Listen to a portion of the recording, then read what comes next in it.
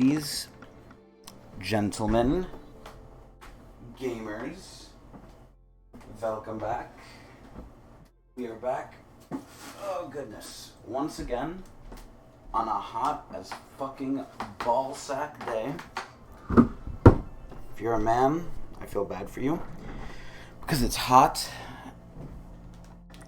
And if you're a man, you know the struggle. If you're a woman, I also feel bad for you, but I do not know your struggle. Anyway, it is my birthday today. It is in fact my birthday, and some of you might be questioning, my millions of adoring fans, possibly some of you might be questioning, why? Oh shit. Why are we not playing a game? The stream's been on for about a minute. Where the fuck are the games? Spoiler alert, right now there are none. However, there will be some later. So because it's my birthday, I thought I'd do a little something different today.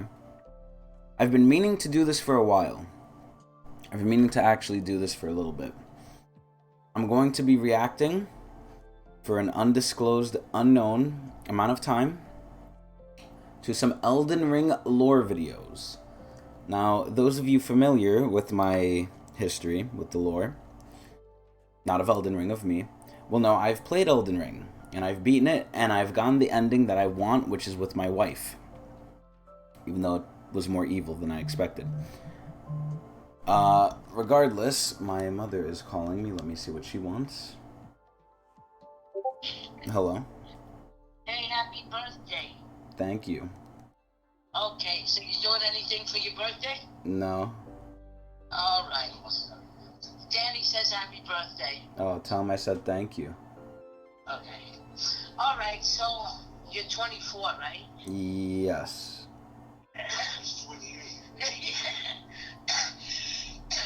You know, you were born at 10:02. Oh, really? I thought it was like 9:30 something. No, 9:30 I went in. It was 10:02 when you came out. Oh, okay. Yeah. Alright then, I'll talk to you later. Alright, bye. Okay, bye. Alright, so that's that. Anyway, as you can hear, I was born at 10:02 a.m. As well as I am 24. But regardless, I've been meaning to react to Elden Ring lore for a while. I got the ending with my wife, which was sad, but I really don't know too much about the lore. I've learned here and there more, but I feel like we should have a sit-down session where we watch, learn, as well as react to the Elden Ring lore. So we have some options here. Give me one moment.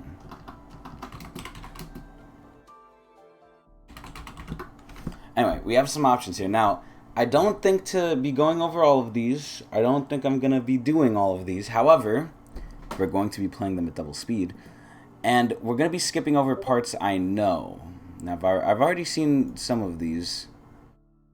But, how deep does it go? Oh my god.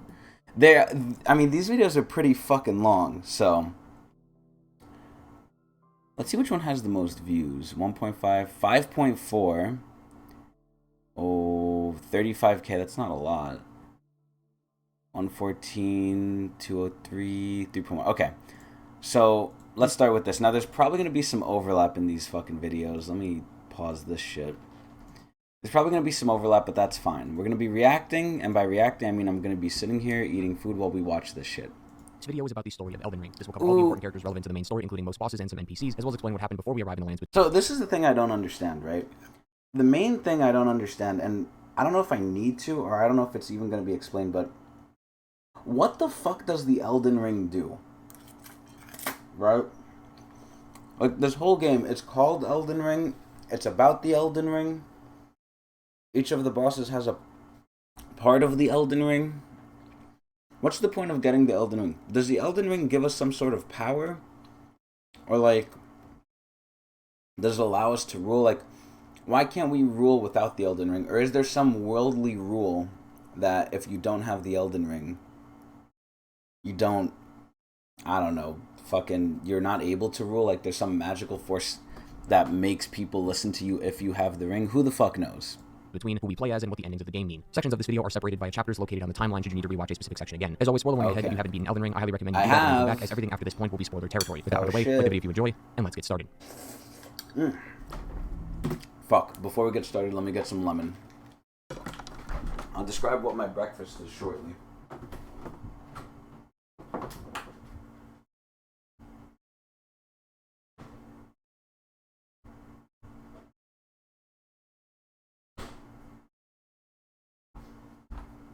Alright, I've gotten my lemon. And by lemon, I mean lemon juice. Thank you, Jesse. Thank you for the birthday wishes. Let's get to it. So the location of Elden Ring is in a place called the Lands Between. This is a land ruled by a Queen Marika. It was once ruled by a Dragon Lord, but it said that when its god abandoned them, they sat in slumber. Okay, so this part I know well. The Dragon Lord was Placidusax, who can control time. And apparently, he really was the first Dragon Lord, or the Elden Lord. But then he just got up and left because he was waiting for a god, which I'm assuming is either us or an actual god. I don't know. But we fucking killed him. And then after him, since people are racist towards dragons, they're like, okay, we're actually the first Elden Lord, which was, I believe, Marika. For awaiting their return, which left the spot for the ruler open. This title was given to her by someone known as the Greater Will. When you become the ruler of the Lands Between, you also become a vessel for the Elden Ring. The Elden Ring is the single most powerful thing in the Lands Between. Why? Its power is what created the Erdtree, and it is meant to uphold different concepts like life, death, space, and many others. It also defines the logic of the world called the Golden Order, which is a law the residents of the Lands Between abide by. The Greater Will is an outer god, and it's said to have sent down a star that held a beast that would later become the Elden Ring. The Elden Beast, the final boss of the game, is defined as a vassal for the Greater Will and the living embodiment of the concept of order. To become So there's a god. There is actually a god that does do things, but I'm assuming they're like more of a force that can exert some of its will rather than all of it, and we actually have the full say of whether we do stuff or not. the ruler of the Lands Between, the ruler will need three things. They need to be an Empyrean and must have a consort and a shadow. A What the fuck does that mean? consort is just the spouse that they marry, who in Marika's case was Godfrey. A shadow is the protector of that ruler, and an Empyrean is someone who is born from a single god. So, I'll actually keep the Minecraft music on, so when we pause, it's not dead air. There we go. So how are you born from a single god? Is this like you, like what, they don't fuck another god? I'm confused. Rani, toward the end of her questline, reveals that her, Mikola, and Melania are considered Empyreans. Let us speak of the past a while. I was once an Empyrean, of the demigods. Only I, Mikola, and Melania could claim that title. Each of us was chosen by our own two fingers. Oh. As a candidate to I hope they explain the fingers too. The fingers are fucking stupid. succeed Queen Marika, to become the new god of the coming age. That means there is a clear distinction between a demigod like Godric and an Empyrean like Melania. Melania, Mikola, and Rani are still considered demigods, but there is that Empyrean part of them that separates them from the rest. The question, though, is how is this possible? So when Marika became the first ruler, she wasn't fond of the idea of death in her land, so she removed the rune of death from the Elden Ring and What the fuck? So she could just do that? So it sounds like the Elden Ring really just provides the concepts of, like, reality. It sounds like the Elden Ring really just defines what exists. forced it onto her shadow, who was Melika. Instead of protecting her as the shadow would, she betrayed him and just used him as a way to keep the death away from her land. Damn. So Marika really just fucked Malekith, bruh. Holy shit. So the shadow is a protector. So who the fuck put this system in place? Was it the Elden Ring itself, or was it the Greater Will? I'm assuming it was the Greater Will, and the Elden Ring is just there. With the rune of death out of the Elden Ring, it allowed Marika and many others to gain immortality. Shortly after this, she needed a consort who was... Maybe, you know what I was imagining? This whole time I was imagining the Elden Ring was an actual little ring you put on your finger. I never realized it could have been like an actual big ring. And be Godfrey. And now that Godfrey was her husband, he also received the title of Elden Lord, making him the first Elden Lord. This isn't entirely true, as there is a lore that does suggest the very first Elden Lord was possibly Dragon Lord Placidus. Placidus? You mean Placidusax? What the hell? Placidac? What the fuck? We fight in Far Missoula, but I think either no one knew of the Dragon Lord or Godfrey was the first Elden Lord during his own age, which was the age of the Erdtree, which was much later than when Placidus was Elden Lord. Regardless, Godfrey and Marika had two kids, which were Godwyn and Godric. This is Godwyn and Godric, okay. easily identifiable thanks to the God prefix in their names. There were more kids besides them, but more on them later. During this time, war had been going on against the Golden Order, and another person named Radagon had been involved in the conflict. Radagon, oh shit. The big G. But decided to usher peace by marrying Lady Renala, queen of the Carian royal family. When the two were together, they ended up having children as well, being named Radon, Rykard, and Rani. Once again, all of them start with an R, just like Fucking Rykard, bruh. Giant dickhead. Radagon and Renala's first name. After the war had finished, it was said that the hue of Godfrey's eyes had faded, possibly meaning he had served his purpose and was no longer needed, as soon after he was exiled and became the very first Tarnished. But now... Damn. So fucking Marika left his ass. America is without a consort, so she sought out Radigan. Radigan then left Rennala and joined America at the Erdtree and became Damn. Yo, these people are fucked up. her new husband and the new Elden Lord. And since he was an Elden Lord, his children by proxy were allowed to be a part of the royal family, which is why they have thrones at the royal capital despite not being America's offspring. Once again, Radigan and America were together and they had even more kids, that being the twins Miquella and Melania. This may stir up some confusion, as I just mentioned that an Empyrean has to be born from a single god, yet Okay, yeah, here we go. Ronnie, Miquella, and Melania were all born by two parents. Let's Well, hear as we this. discover later in the game, America is Radigan. There's a statue in Leyndell that has a riddle that says regression alone reveals secrets. By using the spell Laws of Regression in front of the statue, it changes its form and the text changes to Radigan is America. Now, I'll be completely honest, it is never explained how this happened and what exactly this means, and it's probably the biggest question that has been unanswered so far in the community. Some have come up with some theories regarding this, such as the two being separate entities who were fused together somehow, or it's one body that suffers from dissociative identity disorder. However, the other question that remains Wait, so what? She fucked herself? Like, I don't understand. is who was first, although I do believe there is an answer to this. Given the Empyrean status and the America. greater will giving her the lands between, I think Queen America was first. Yeah. But this riddle now explains why Radigan left Rennala for America and why Miquella and Melania are considered Empyrean since their parents are the same person, which then fits the rules of that one god stipulation. This has been quite the family tree, so a huge shout out to Just Ambling on Reddit for creating this easy to read graphic. The only outliers here at the moment are America's parents, but seeing as she's an Empyrean, it's not as simple to answer, plus we get zero info on her parents anyway. But besides them, the only one left is Malakath, America's shadow and the keeper of the Rune of Death. According to his armor description, Malakath is actually her half-brother who wielded a blade imbued with the Rune of Death. Her half-brother?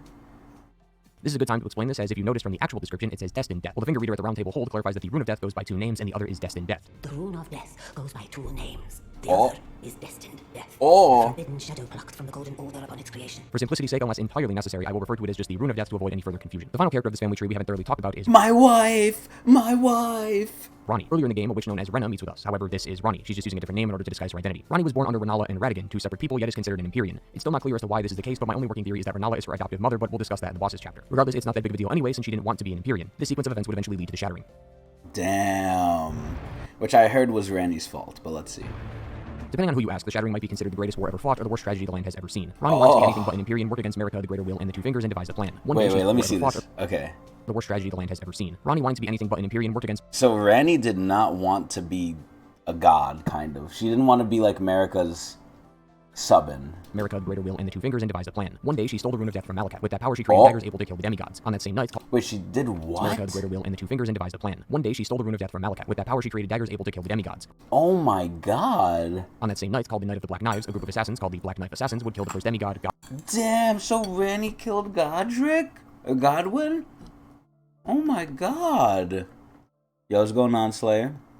How's it going? Godwin. It's also interesting to note here that according to the Black Knife armor description, all of the members of this group were women, and they're all rumored to be Numen, Ooh, women? which you may remember as one of the default races in the character creation. They also have close ties to America, which may mean that America is of Numen descent. Doesn't really give us much regarding her backstory, but it is worth knowing anyway. Back to the intro, when Godwin was killed, he had a mark on his body. Yo, look at that mark they did. That shit's fucked up. Not only did they, like, beat him over the head, they fucking clawed his back. This is considered the curse mark of death, an item we could receive during Ronnie's questline. This curse mark appeared the moment Godwin was killed, but this symbol, however, is incomplete as it should have been a full circle. The reason it's only half is because two demigods died at the same time, breaking the curse into half circles. The other god was Ronnie herself. As Ronnie says, she wanted to strip away her Empyrean flesh so that nothing of her was related to the Two Fingers. Both of these demigods had the opposite happen to them. Ronnie's body was dead, but her soul lived on, and Godwin's soul was destroyed, but his body survived. This not only explains why Ronnie's new body is a doll, but also why Godwin was seemingly reborn after he was killed. Oh, shit. Godwin was given the name the Prince of Death because of this encounter and is related to Fia's questline where she tries to resurrect him. After hearing the news of Godwin's death, America, possibly in a fit of rage, shattered the Elden Ring.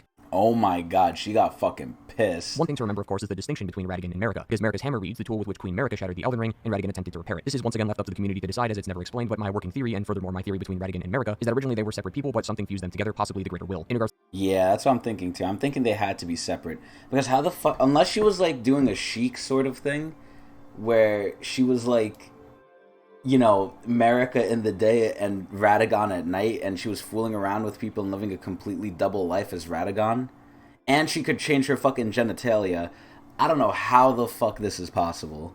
They had to be two separate people. the Shattering situation, I think each of them, despite being the same person, act differently, which explains why America specifically broke the ring and why Radigan specifically is trying to repair it. With the shards of the Elden Ring scattered everywhere across Radagon sounds like a nice guy, honestly. Aside from, you know, leaving Rennala. the lands between, all the demigods were attempting to gather all the shards. The intro then shows a slideshow of some of the demigods, like Mo, the Lord of Blood, taking Miquella away, a serpent Mog.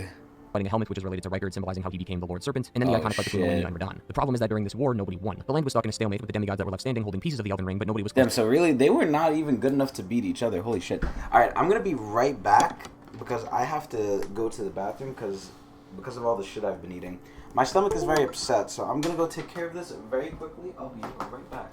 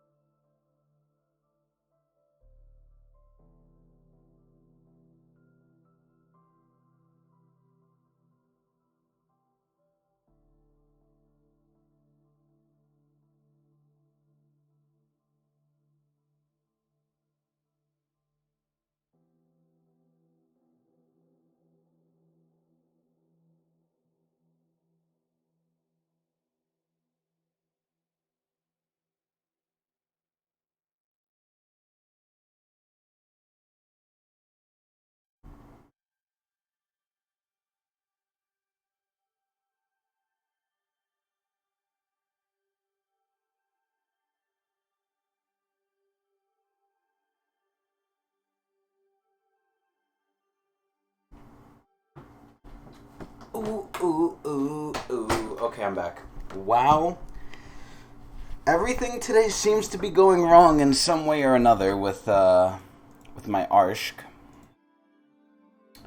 But anyway.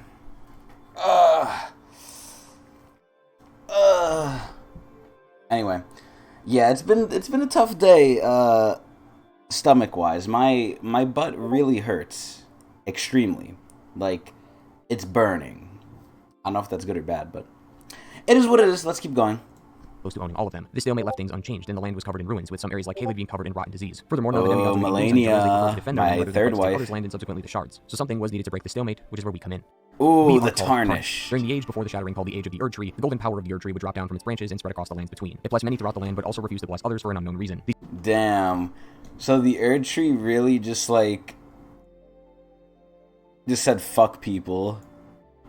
people were considered tarnished, those who aren't worthy of the Erdtree and are looked down upon by the eyes of the Golden Order. This exile we received is similar to Godfrey's exile, as he was deemed useless by the Greater Will and the Golden Order, which is symbolized by him losing the Golden Wait, so the Greater Will... So not only are we, like, kind of useless in the eyes of, like, you know, the royalty, but we're actually just straight useless, like, in general. Like, even the Greater Will thinks of us as, like, shit.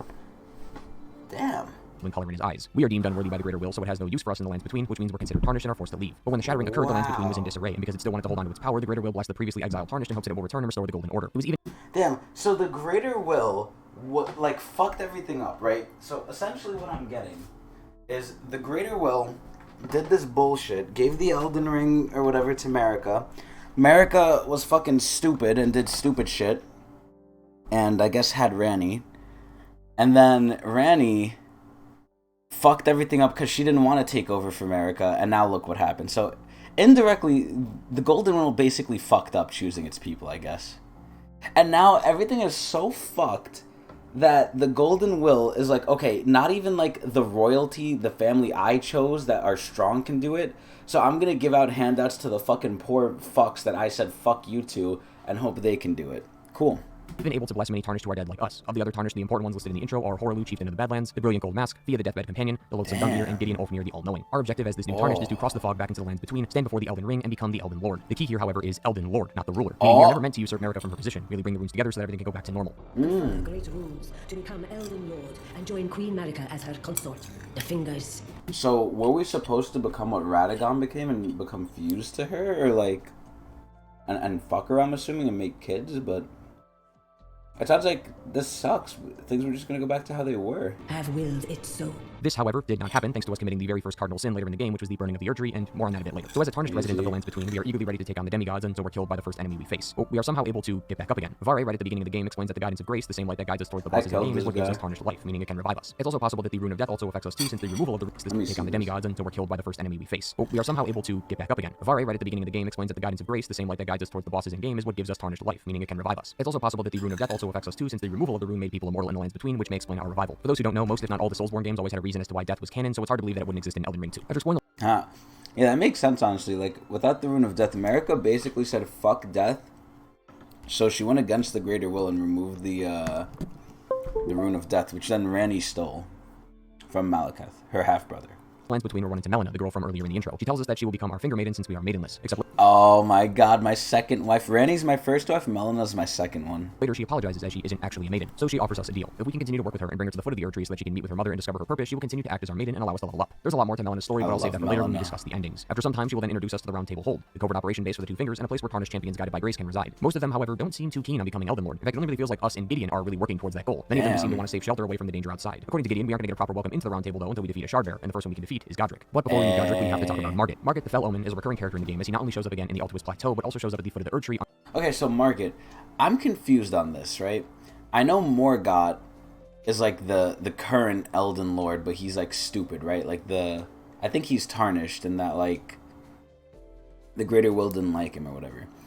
And then I know Mog is Morgott's brother, but I originally thought Morgit was, or whatever the fuck this name is. What the fuck is his name? Before we meet Godric, we have to talk about Margit. Margit. I thought Margit was actually Morgott, just going over a different name. I thought Margit was Morgott, who's Mog's brother, Mogwyn. I thought he was Mogwyn's brother, so I originally thought there was only two people. Morgott, who's also Margit, who's brother of Mogwyn, who kidnapped, Miquella.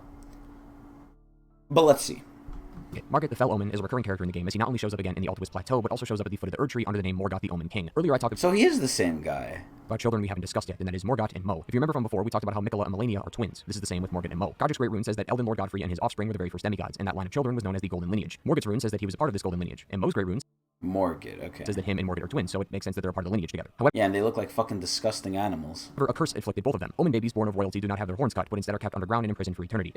Damn, what does that mean? What are they? However, a curse Omen afflicted both of them. babies? Omen babies born of royalty do not have their horns cut, but instead my are kept underground and God. imprisoned for eternity. It seems that they were permanently chained, as we can find an item called Margit's Shackle, which is a small part of a few larger shackles that were made to bind Margit. Morgott, once again also known as Margit, was cursed, but it seems like he didn't hold any ill will against the Golden Order, as despite never being loved by anyone, he still continued to give out his own love and become the Erdtree's protector. Yo, this guy's so nice, man. Wow. Which, I don't understand why they grow horns. Is that just what they do? As for his twin during his imprisonment, Mo was sought out by someone only known as the Formless Mother. The Formless Mother is an outer god similar to the Greater Will, but with more sinister plans. He, by the will of the Formless Mother, was attempting to make Miquella the new ruler of the lands between. He would then rule as his consort, and the Formless Mother would then be able to control the lands between. That's so nasty. He ruled as his consort. Just as the Greater Will can now. Miquella and Melania once again were twins born from Radigan and Marika, and since they're the same person, this fit within the rules of them being an Empyrean. This explains why Mo wants Miquella as the ruler and not himself, because he isn't an Empyrean. According to more item descriptions, the Formless Mother only seeks out those of a cursed blood, which is why he was chosen. It also seems like he couldn't just make Miquella become the ruler right away, because Miquella hasn't achieved full godhood yet. It's unclear why, but it could be related to Miquella's own curse, something we'll discuss a bit later. Getting back on track, after Margit we can meet with Godric the Grafted. Godric grows the power through the act of grafting. According to Rajir, he states that there are tarnished hunters in this castle that will take our corpse to Godric so that we can be grafted to him. It's Oh my god, he has people working for his ass. clear that Godric ruled his castle with fear, as not many would dare oppose him out of fear of becoming a part of him. So it's quite hilarious when you return to his arena and find one of his servants kicking his corpse That is fucking hilarious. repeatedly. Godric was a feeble old man with no real power, but he wanted to prove to the others that he deserved the title of Lord by using fear and manipulation to get his way. But it's quite obvious that he's bluffing, as without the grafting, he's barely even a competent fighter. Our next boss is Lady Renala, Queen of the Full Moon. The Academy Oh, Ranny's adoptive mother, my mother-in-law. of Rye Lucaria was at odds with a group called the Carrigan Royal Family. Both practiced different versions of Glintstone magic and attempted to be the better sorcerers. But due to the age of the Erdtree, many of its residents in the lands between found power and hope in the Golden Order, making Glintstone sorcery useless. The Royal Family then withered away during this time, and so did the Academy. But it wasn't until the Shattering that the Academy had a resurgence in power. In her youth, Renala became a prominent champion who charmed the Academy with her lunar magic. She also commanded the Glintstone Knights and established the House of Karya as royalty. However, despite being a champion and a renowned sorceress, she became heartbroken thanks to Radigan leaving her. She then became Damn, so Radigan really just heartbroke her. That's fucked up. I mean, she is kind of ugly, but... a shell of her former self, and it was only then that the Academy members discovered that she wasn't a champion after all. Later, the Academy would then rebel against the Karyan Royal Family, then lock her The hell? We got a free Chipotle, free chips inside to celebrate. Oh wow, thanks Chipotle.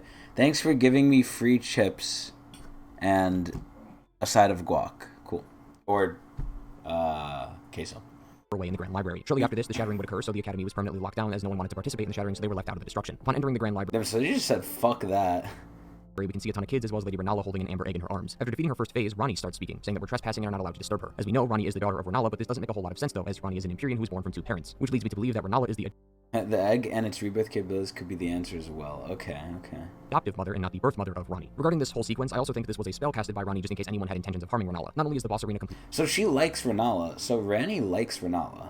different, but right after defeating her again, we can see that she is just lying on the ground. This leads me to believe that this spell was an illusion made by Ranni so that she could protect her. The egg she carries, however, is the last thing ever given to her by Radigan before he left. It seems to also have the power of rebirth, so Damn, so Radigan gave her the egg? What the fuck? either she is holding on to this item because he gave it to her and it's quite precious to her, or she's possibly waiting for the eventual rebirth of Radigan through this egg. I hope it's not the latter, as that wish will come true since Radigan is clearly alive. Regardless of its significance, Oh, Radigan is clearly alive, huh? it's clear that Renala still hasn't gotten over her ex-husband and has been ruined because of it. She is no longer the queen of the Damn. full moon and is barely even a sorcerer anymore. During her boss fight, the kids are actually more troublesome than she is, with her only attack being the occasional chandelier falling. After fending off the illusion, we then can return to Renala, who gives up her great rune and offers us a chance to respec our stats. Seeing as we have the great rune and she is clearly in no state to fight, there's no reason to kill her, so we just let her live. Our third boss is Radahn, who resides in Caelid. Radahn! The boss fight that I had such an easy time with. A land that has been infested with Scarlet Rot thanks to Malenia and her curse. Radahn is considered a champion of the Shattering and may have one of the best backstories in this whole game. When Radahn Yeah, honestly, he's so cool. was younger, he looked up to Godfrey as he loved how strong he was in battle. So when Radahn was able to wear his own personal armor, he had a chest piece made with a lion on the front to symbolize Godfrey's beast regent, Sarash. He also looked up to his father Sarash, Jalek's favorite lion. and was proud of his accomplishments, so he grew out his long red hair and wore it with pride. As he grew older, he started taking after these two figures in his life and wanted to become as strong as they were. But whether it was because of genetics or the amount of strength he received during this, he started growing in size. This troubled him, as due to his size and weight, he wouldn't be able to ride his horse that he's had for his whole life. So he Yo, he loves his horse. went to Sela in Caelid, which is called the Town of Sorcery. It was there where he learned gravitational magic and was able to manipulate the ground around him and be able to call swords to his hands, but more importantly, he was also able to affect his own body weight, meaning he could ride his horse without crushing it. We know this not only because we can see him do many attacks while using gravity, but the symbol for gravity magic is the same symbol on his swords. Furthermore, it's known that the Elden Ring commands the stars just as it commands the other concepts of the world like life and death. But General Radahn is considered the Star Scourge and seems to be able to control the stars. This is because the cutscene after his death has all the previous stars held in the sky by him come crashing down, one of which actually lands right near us, causing a massive explosion. But the difference between General Radahn and any of the other boss fights is that it's not a normal boss fight, as upon entering Caelid and making our way to the back of the It's like a fucking war. It's basically like a war. castle, we can see that there is other people here. Blythe and Alexander are here, assuming you met with them prior, as well as other characters we may meet in the future like Okina, Lionel, and Target. The reason they are here is because they're all participating in the Radahn Festival, a once-in-a-lifetime opportunity where you can face General Radahn in battle and claim his great rune. We can summon all these people to fight with us, including many people who weren't there for the festival, such as a Finger Maiden and even Patches. The organizer of the festival gives us a backstory of Radahn, and his current state is not too great. If you recall from an old trailer, Malenia and Radahn fought at this very place. I never saw this trailer. This trailer's so hot, though. During this fight, Malenia pierced Radahn, injecting Scarlet Rot into his body. Do you remember earlier when I said that the twins were cursed? Well, whereas Mikola is cursed to an eternal childhood, never becoming anything older than a boy, That's so fucked. Malenia is cursed by being forced to harbor a rot within inside her body. All the rot in Caelid is most likely because of her. We can see the effect that it has on her face and limbs, but when we get to phase 2 of the boss fight, we can not only see how much of her body's been affected, but also how much control she has over this disease. Getting back to Radahn, she ended up using this rot to corrupt him. Now he's just a blood-hungry beast, with the only But he's not dead. thing on his mind about what his next meal is going to be and what the next kill will be. This festival But is he won't hurt his by Radahn himself horse. or by an organizer trying to help Radahn. Jiren is the name of the organizer here at the castle, and after defeating Radahn, he thanks us for the fight, as not only was that a spectacular battle, but we were able to give Radahn his final wish, which was to die honorable death. He couldn't stand the current state he was living in and wanted someone to end his life, but it would be dishonorable for a general like him to die from suicide or surrender, so an honorable fight to the death was the only way for him to feel at peace. But now that General Radahn is dead, there's only one rune left. Praetor Rykard is a unique case in the world of the lands between. He lies at the bottom of Mount Gelmir, the location of the most appalling battle in Shattering. Rykard committed the grave sin of blasphemy. He spoke out against the Golden Order as he was bothered by the Greater Will and the Golden Order's willingness to just cast aside those deemed unworthy for no reason. Many people would Wait. So Rykard was actually a nice guy? What the fuck? flock to Rykard and his castle, the Volcano Manor, but people started having doubts about his decision. A spirit near the castle is seen atop a pile of bodies in pain and says that if he had known that this blasphemy would have caused this much destruction, he wouldn't have tolerated his decision. Given that many of Jesus. Okay, so maybe he wasn't such a nice guy. those in the lands between believe in the Golden Order, it's quite obvious why many would hate Rykard and his followers, as they're actively going against what they preach. This probably led to many crusades against Rykard, which negatively impacted the livelihoods of all his people. Upon entering the manor, we can meet So Rykard was right. It's just everyone else made him wrong. Rykard, yo, this is crazy. So Rykard questioned, like, hey, this is fucked up. Just because the Greater Will doesn't like everyone, does that mean we have to treat them like fucking shit? And they're like, yeah. And he's like, no.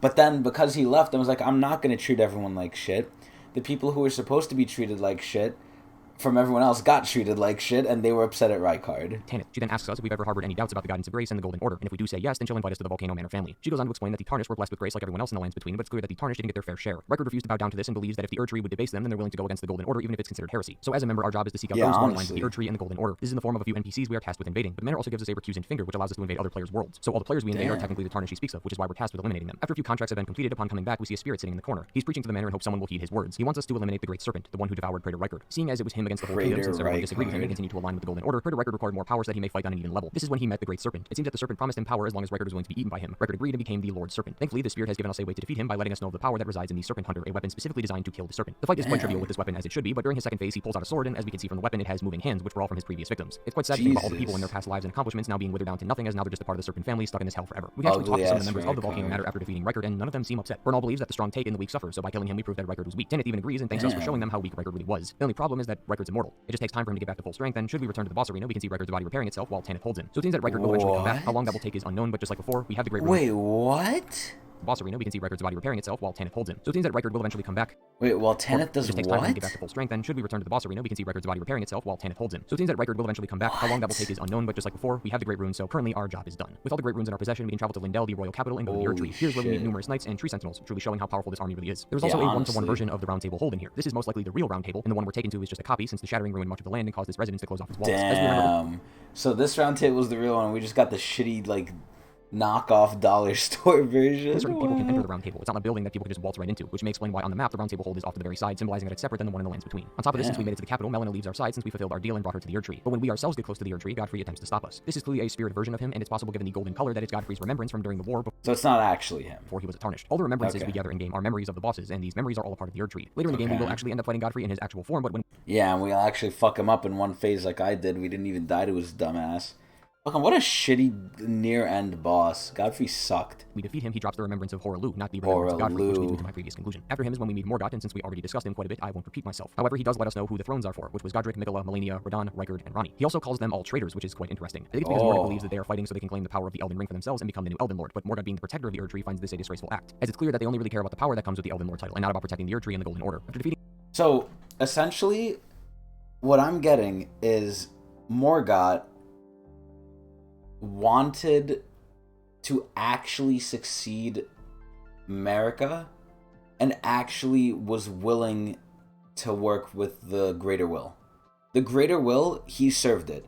Despite the Greater Will shitting on him, he actually wanted the Greater Will and what it wanted to continue. He was the most loyal soldier. That is so fucked up. Meeting Morgoth, we can talk to him momentarily, and he calls us a fool, saying that the Erdtree doesn't open for anyone, and that no one will be able to claim the title of Elden Lord. And it seems that Morgoth himself tried to attempt this and wasn't allowed inside. To prove his statement, we walk up the steps and discover we can't enter. The Erdtree has rejected us. The Erdtree is covered by impassable thorns that cannot be cut. Melina then arrives again and explains to the Elden Lord we must pass through the thorns, and the only way to burn them is to go to the snowy mountaintops of the giants and use its smoldering flame to set the Erdtree on fire. We can then talk to the Finger Reader back at the round table hold to get more insight on this, and she goes on to explain that because of this sudden turn of events, which is us being rejected by the Erdtree, the Two Fingers is currently consulting with the Greater Will, but we likely won't get an answer for thousands of years. So the Two Fingers are like, yo, what do we do, bro? We have a champion that you said you wanted, right? Because the Greater Will, because none of the demigods could do it, which is weird because the Greater Will... Okay, so this is a huge contradiction. The Greater Will wants a new husband for Marika, even though Marika already has Radagon. So I'm a little confused. So I think Marika's the problem. Because the whole reason everything's out of whack is because Marika broke the Elden Ring because of Ranni, because Ranni killed Godwyn, I believe. Godwyn. And because she killed Godwyn, Marika went insane and, broke the Elden Ring. But now they're trying to, have another person become Elden Lord. But there's already Radagon. Radagon is still there. So they already have an Elden Lord. And even if this doesn't make sense. They have Radagon. So Radagon was the Elden Lord. Then he didn't really leave, but other people became Elden Lord, like Morgoth, I think. What the fuck? This is so confusing.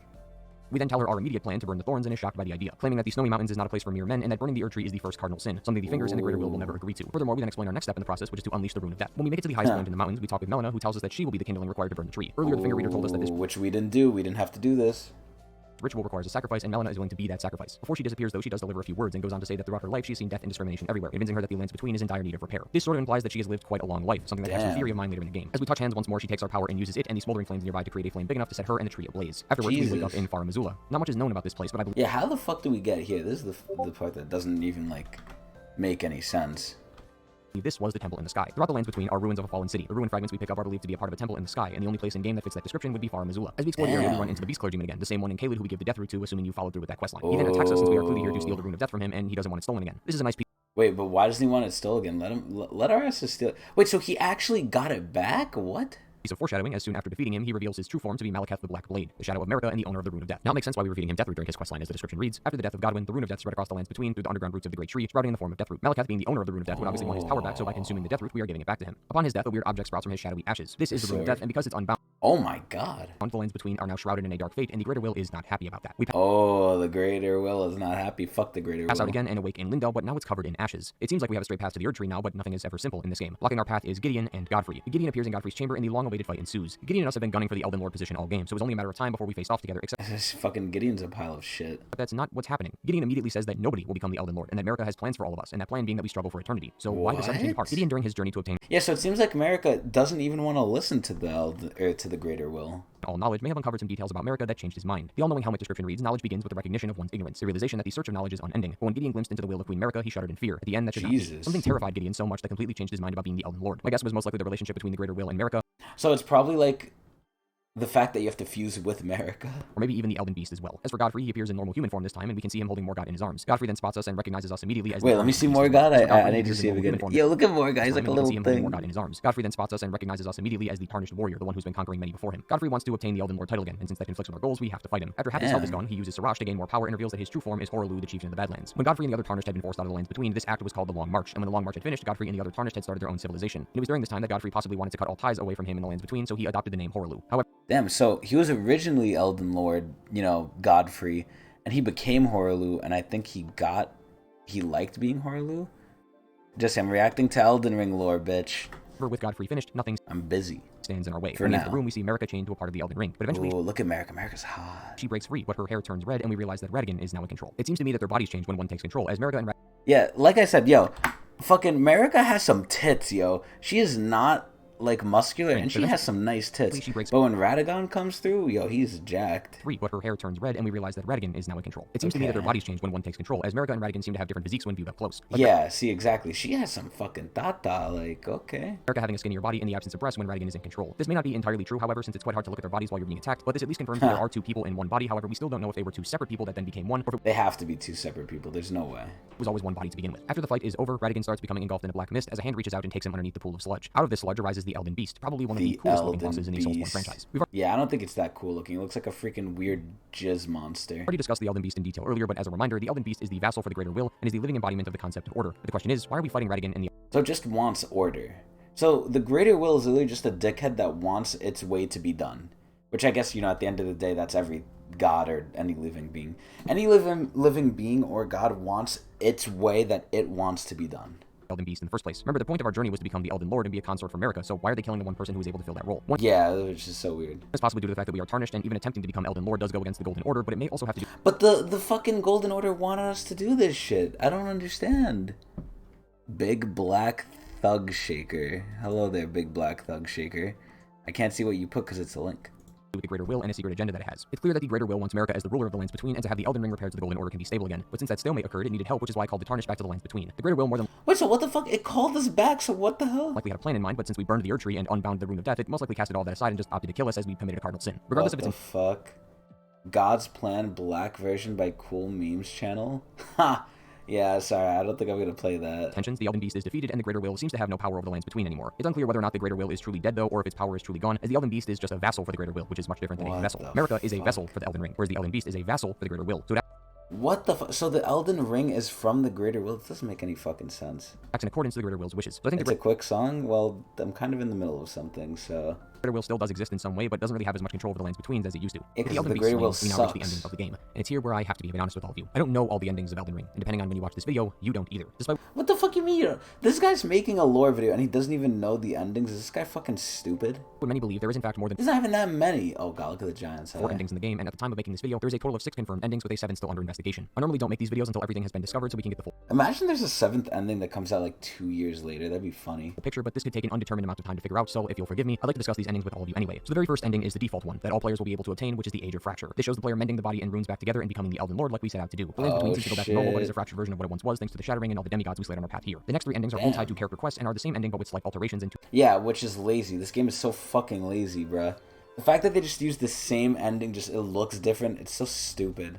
Lazy. different places. The Age of Duskborn is from Fia's questline, where we use the mending rune of the Death Prince she provides us at the end of her questline as a way to mend all the runes back together. But instead of it being a normal looking pattern, the curse mark appears at the bottom, and instead of a normal looking sky, there's a grey mist that covers the land. This seems to What imply that the the rune of death is fuck? back in the Elden Ring, which hasn't happened since before Marika's reign, meaning the death will come to the lands between once more, and immortality is a thing of the past. The Blessing of Despair is the Okay. 3rd version of this ending, and is actually So, Marika removing the Rune of Death basically made... So reality is whatever's in the Elden Ring, and she removed death from the Elden Ring, which removed death from reality. Kind of. activated upon completion of the Dung Eater questline and using the mending rune of the Fell Curse, which leaves a sizable clump of disease on Marika's body. The land once again changes but to a brown and reddish tint and possibly implies that the Dung Eater got his wish. He has a dream of blessing the people with a curse that starts with all the people he's defiled and killed. They will then be reborn and create children who harbor their curse, and those children will have their own children who harbor that curse until everyone is afflicted by it. The 4th variation of this ending that we know of is So the Dung Eaters one doesn't even make any sense. the Age of Order, which is done by completing Brother Corrin and the Gold Mask questline, where on the body of the Gold Mask will be the mending rune of perfect order needed to complete this ending. Just as before, it's the exact same ending with the same differences. This rune is of a transcendental ideology that will attempt to perfect the Golden Order. This is symbolized in the pattern being the same as before, but with a large circle around it. As for the differences, the sky seems to be the the same golden color, but now the Erdtree is golden once again. Our last two endings are different from the ones we have discussed Yeah, the good endings. so far. The Lord of Frenzied Flame is the opposite of the other endings that we just discussed, where the Tarnished will become the Lord of Chaos. They then burn the Erdtree and most likely leave the lands between. To do this, you must complete the quest route of the Three Fingers, which ends with the Three Fingers grabbing and marking you. However, depending on when you do this, another cutscene will play. If done after Melina sacrifices herself, then the ending plays out like normal. But if you're marked upon arriving, Melina leaves your side and promises that if you go down this path, she will have no choice but to hunt you down. Now, if you choose this ending, every other ending is locked, unless you use an item called Mikola's Needle, which reverts the marking along Which I did. you to choose the other endings again. This is why she mentions that part about going down the current path is we do have the option to change our mind. But assuming we don't and Melina knows that we're marked, a second cutscene will play, where Melina grabs what is presumed to be the whistle we use to summon Torrent and then vows to hunt us down. We also see that her left eye is now open and has a purple color to it, whereas the right eye that is used to be yellow is now faded. This has led many to believe, including me, that Melina in some way is related to Ranni. In the story trailer for the game, Ranni is seen with the right eye closed and the left one open, and the spirit form next to her has her left eye shut and the right eye open. But it's the same eye, which is the trailer possibly telling us that these two beings are related, and the only person with her left eye shut Yo, so both my wives can be chilling.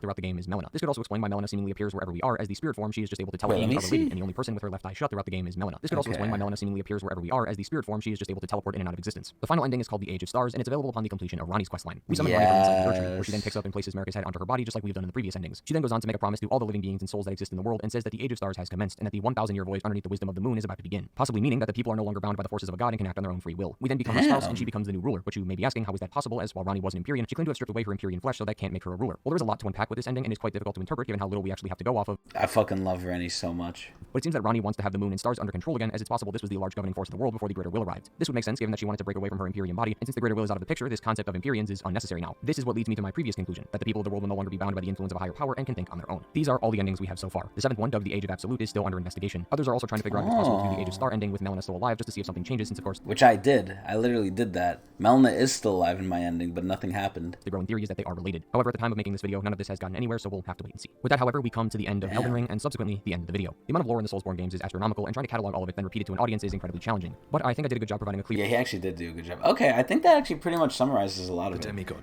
Let's see some of the other videos, but I think we've gotten a good gist of it. are each and all the direct offspring of Queen Marika. There was Godwyn, Morgott, Mohg, Radahn, Rykard, Ranni, Mikola, and Malenia. Blade of Oh. Malenia, Blade They of didn't even Malenia, describe, Malenia, like, and Malenia at all, But again, all man, of these demigods had fallen for the from most grace by the time part. the shattering occurred. But God, since look the at this Malenia, fucking Blade picture. of Mikola, and This Malenia, picture is but so again, all of these demigods had fucked. fallen Look at what Ranni caused.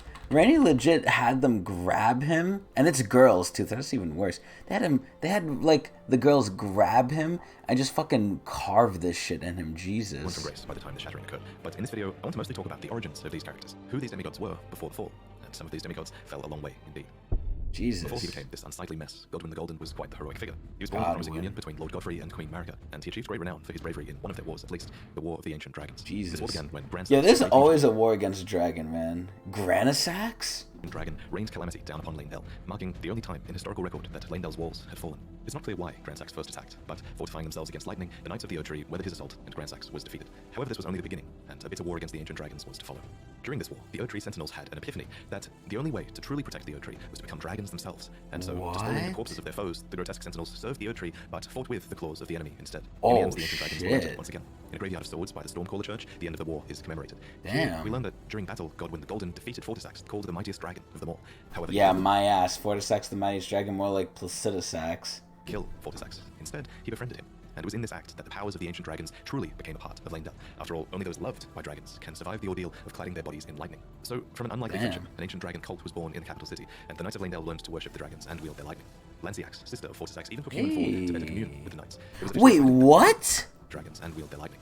Lanciax, sister Lanciax, sister of Fortisax? of Fortisax, even took human form to better What? commune with the knights. It was officially decided that the worship of the ancient dragons did not conflict with belief in the Erdtree, and it was all thanks to Godwyn, commander of the dragons Golden Lightning, and a true child of the Golden lineage. But Damn. now, let's talk about Morgott and Mohg, the Omen. Oh. Twins, who were also born of Godfrey and Marika's golden lineage. First, what is an omen? Well, to put it simply, an omen is an accursed child seen as impure, as they are born with horns on the body and face. When this happens, the correct thing to do, culturally at least, is to cut off the horns of the omen, an act which usually causes them to perish. It's pretty messed up. But some Damn. omen do survive this process, and some omen are even given a cleaver, crafted specifically for them and awarded as a tool of war, although these weapons are bestowed with a readiness to take them away. We find What one the such omen in an fuck? Erdtree camp upon the Altus Plateau. Before you find it, Ew.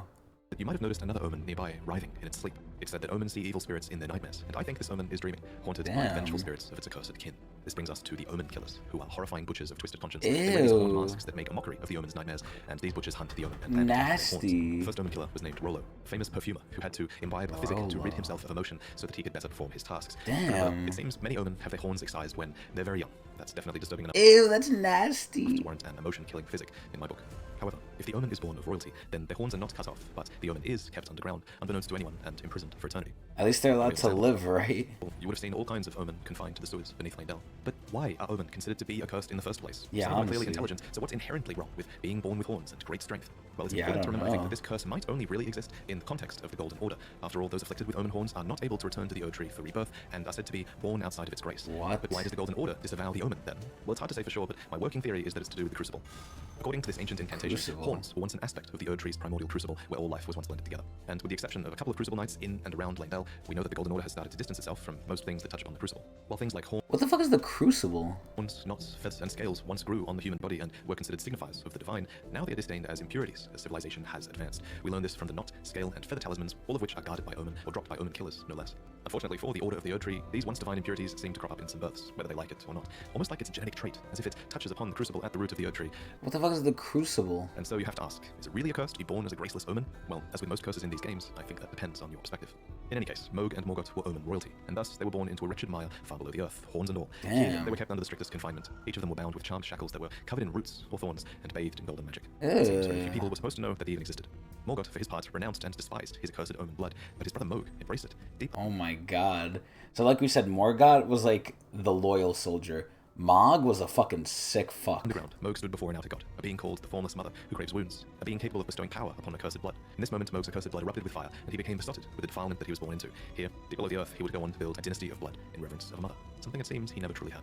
As for Morgoth, he was born into the same accursed fate as his twin brother, but despite not being blessed with grace, he loved the Erdtree all the same, and even took it upon himself to crawl out of the sewers and become the Erdtree's protector when the Erdtree needed him most. In the end, Damn, what a nice guy, bruh. he rightfully became the Omen King and Lord of Leyndell. Omen or not, he was, after all, born of Godfrey and Marika's golden lineage. Damn. Of course, the marriage between Godfrey and Marika would be ended, and So Godfrey and Marika. Okay. So Godfrey was the first one, and then she got with Radagon. before long, Marika remarried with another man, a champion named Radagon, who Marika calls her other half. He became second Elden Lord Damn. and the king consort, but he also brought with him 3 children from a previous marriage that he had had with a Carrion queen named Renala. These children Jesus. were Rani, Rykard, and Radahn, and they all became demigod stepchildren after Radagon's reunion with Queen Marika. Possessed of his father's flaming red hair, Radahn was fond of its heroic implications and considered himself to be born of a great champion. Yet he also looked up to another man, Godfrey, the first Elden Lord, Queen Marika's My first husband, and goodness. the battlefield. But Radahn So he liked both his like dads technically, because Godfrey is like a stepdad at this point. wasn't just the son of Radagon and an aspiring lord of the battlefield, he was also the son of Renala, who was head of the Academy of Raya Lucaria and Queen How the fuck did Renala birth him out? of Caria. So as a Carrion royal, inclined towards sorcery, Radahn bent his will towards mastering gravitational magic. No, he did it for his horse. Rocksling, gravity well, collapsing stars, these techniques were taught to him in Celia, the town of sorcery. Also, he would never have to abandon his beloved but scrawny steed. Okay, there that we said, go. before long, his powers would be put towards a more cosmic purpose than simply allowing him to ride his own horse. Radahn was taught Jesus. gravitational magic by an alabaster lord, a member of a race of ancient Oh my god. with skin of stone who was said to have risen to life when a meteor struck long ago. What and the when his lessons were fuck? complete, Radahn uttered these chilling words. Thank you for your tutelage. For now, I can challenge the stars. And of course, he did conquer the stars, and the very constellations My that behold his strength. Of course, god. you're going to have to ask, why? Why was it necessary to conquer the stars in the first place? Well, I have a couple of theories. Theory 1 is that it was done in self-defense. After all, according to the sword gravestone, Radahn was protecting Celia. What's more, gravitational magic has destructive power, and many gravitational beasts are proof of that destructive power. A being named Astel had even come down to the lands between Fucking the past and Astel. destroyed a place called the Eternal City. What's more, Celians are descendants of the Eternal, positioned right above the Eternal City underground, so there is an argument to be made for Radahn purely defending Celia for some reason here. Damn. But it's possible for Radahn to have fought in this conflict and to have made the first move as well. So this is theory 2, that Radahn conquered the stars as a preventative measure in service to the greater will. According to a My set of astrology God. writings, the night sky cradles fate. There's even a banished sect of people called the Nox, who live deep below the earth in Oh. eternal anticipation of the coming age of stars and their lord of night. Long ago, these people invoked the ire of the greater will. Oh, So shit, they it would make pissed sense it that those in off. service to the greater will might have sought to arrest the stars and put an end to this fate. What's more, Radahn was just a huge fanboy of Godfrey, and he seems to have more loyalty to the Erdtree than Radahn loved Godfrey more than freaking Radagon, bruh. That's crazy. Oh. Thank you. He really liked Godfrey more than freaking Radagon, bruh. and to the moon. Finally, the telescope item description says that the fate once writ in the night skies had been fettered by the Golden Order, so surely this is referencing Radahn's actions, and it levels the blame at the Golden Order. Wait. At that point, if Radagon fucked Renala and had Radahn, and then Radagon fucked Marika and had Melania, isn't Melania and Michaela and them and Rani all related to Radahn through Radagon? What the fuck? But putting Radahn's motivations aside, it's a fact that the stars were held back, and that this had great consequences for many, especially for the rest of his Carrion royal family. Let me explain. The fate of the Carrion royal family is guided by the stars, as is the fate of Lady Rani. first heir in the Carian royal line. But General Radahn is the conqueror of the stars, Lady who stood up to the Rani. swirling constellations, halting their movement in a smashing victory. And so, if General Radahn were defeated, the stars would once again resume their movement, as would Lady Rani's destiny. Damn. Lunar Princess Rani was the daughter of Radigan and Renala, and sister to Radahn.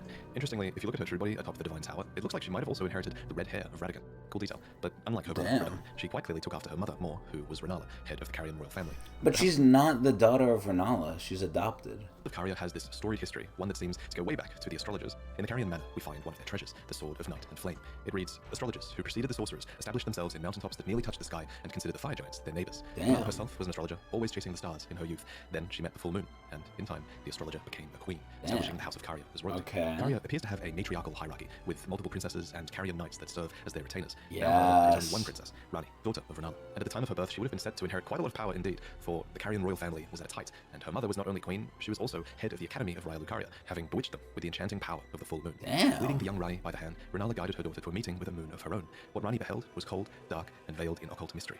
A dark moon, Damn. sort of twin to Renala's own full moon. The You'd even say dark that they'd hang in the sky moon. if you stargaze from the heights of the Moonlight Plateau. Another who guided Rani was a character called the Snowy Crone, who the young Rani encountered deep in the woods. When you look at Rani, it's actually the likeness of the Crone. Snow Witch that you're seeing, as the doll that now houses Rani's soul was modelled after her, probably as a sign of What? respect. Clearly, Rani looked up to this mysterious woman. She became Rani's secret mentor, and she even knew about the Dark Moon, teaching the young Rani to fear it as she imparted her cold sorceries. Oh my So, God. what do these moons represent? That's just a theory, but I think the moons kind of act as guides. The lost black moon of Noxtella, for example, was the guide of countless stars. What's more, Rani and Renala were heavily influenced by the moons. Renala's moon bewitched the academy that she became the head of, and Rani's dark moon, What for its part, the- also imparts wisdom and leads a voyage. The dark to moon age of looks stars. so They fucking could even be outer cool. gods. And yet, for all of this guidance, Caria and Leonia as a whole have experienced steep decline. Radigan betrayed the House of the Moon. Radahn Yeah, put he the stars out fucked of motion. it. The Academy town is flooded to the north. Caria has been ruined in the west, and the stars of the moon Jesus. have gone their separate ways. Nevertheless, Rani, last princess of Caria, remains, carefully setting new plans into motion. Rani. Sibling to Rani and Radahn was a man named Rykard, who was lord of the volcano. Oh, There's evidence that shit. Rykard was friendly with his siblings. He conspired with his sister Rani later on, and there's even a portrait of Radahn hung in the volcano manor, as well as a portrait of Rykard himself before the fall. Item Damn. descriptions mark Rykard as stern, ambitious, heroic, and blasphemous. Oh His blasphemy my. was opposing the Erdtree, which actually drew many knights to his banner, for Rykard believed in taking by force, just as the gods did, and clearly many believed that he would usher in a new age. The armor set of the Gelmian Knights reveals to us what were once very loyal soldiers. The crest of red feathers are there to symbolize Rykard's pedigree as Lord Radigan's son, and the emblem upon their chest piece represents a lord who had lofty ambitions. However, Damn. as Rykard delved into the ancient secrets of Mount Gelmir, he came across the immortal Great Serpent, an ancient deity that aligned with Rykard's ambitions. And so, Rykard fed himself to the Great Serpent, so that he might Nasty. power, grow, and live eternally. Alas, this was too much for his knights, and they believed that their master's heroic ambitions had degenerated into mere. So they thought the one way he can actually solve the problems, which was by becoming immortal and actually fucking people up and, you know, not being able to die, they were like, okay, now, you know, Rykard, we liked you having ambition, but you actually acting on that ambition, that's too much, man. Now we gotta kill you. He agreed. So they searched desperately for a weapon with which they might halt their lord. They found it too. Jesus. The immortal serpent had lived for a long time, and so there was also a weapon to kill it that had been designed long ago. Which as well. didn't A even serpent kill shot, it. But it was too late. As the lord lost his dignity, so too did the knights lose their master. Not that it bothered Rykard. Now we can devour God together. Bro, Rykard Next, we need sounds to so discuss Melania funny. and Mikola. These two were twins as they were born. No, Rykard, please. Anyway, as you know, Radigan's marriage with Renala did not last. Afterwards, he returned to the Golden Order and became Queen Marika's consort. But what I haven't yet mentioned is that together they were blessed with two demigod children, the so-called twin prodigies. Now, in the last lore video, I briefly proposed that these two twins were born after the Shattering, after Radigan and Marika had merged together to become a single god. However, I've since changed my mind. I think Melania and Mikola were clearly born before the Shattering. There's just so much proof that these two twins were a force that were influencing the world long before the Shattering took place. Marika's Anyway, so both of these hot. twins were born afflicted. Specifically, in the Japanese text, it said that their births were vulnerable. Mikola was born afflicted with eternal youth, and Melania, for her part, was vulnerable to rot. Interestingly, Melania's Scarlet Rot is actually an Jesus. outer god. This outer god, like many others in the game, seems to have an order that is able to be imposed on the world via an Empyrean vessel, and Melania was that vessel. And while the Scarlet Rot is pretty terrible, you can sort of argue that it's got a beauty to it. According to Gowry, the order of rot is resplendent. It's a cycle of death and rebirth, kind of like the lotus flower, which is a flower that blooms anew, beautiful and fresh from mud.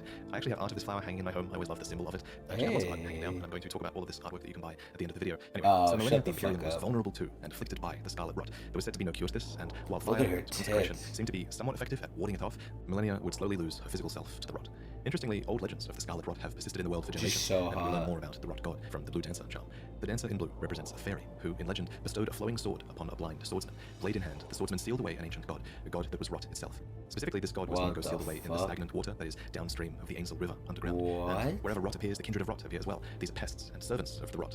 And Now, in the current age, these are servants that have been forsaken by Malenia, who is their new goddess. So What this blind the swordsman hell? with the flowing curved sword actually went on to become Malenia's mentor. So technically it's him that we have to blame for this goddamn attack. The prosthesis My wearer Elden tells us more. God. A talisman engraved with a scene from a heroic tale. Though born into the accursed rot, when the young girl encountered her mentor and his flowing blade, she gained wings of unparalleled strength. My Malenia's God. ridiculous attack is called the waterfowl dance, and aesthetically it makes sense that flowing waters would counter the effects of rot. For just as still waters turn foul, stagnation turns to decay. Thus, warriors must remain ever drifting. What And indeed, the Malenia does resist the fuck? call of the rot. There's a lot of evidence that she's not really a willing vessel, but through sheer will and sense of self, she resists the rot.